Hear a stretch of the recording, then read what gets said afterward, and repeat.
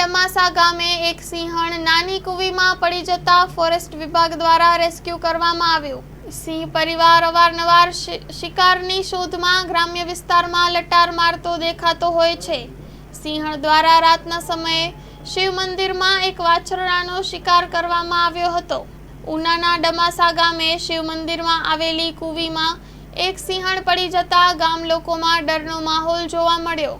ડમાસા ગામે શિવ મંદિરમાં સિંહણ પડ્યાની જાણ મંદિરના પૂજારીને થતા પૂજારી દ્વારા ગામના યુવાનોને જાણ કરતા યુવાનો દ્વારા ટેલિફોનિક ફોરેસ્ટ વિભાગને જાણ કરતા ફોરેસ્ટ વિભાગ તાત્કાલિક ધોરણે ઘટના સ્થળે પહોંચી હતી।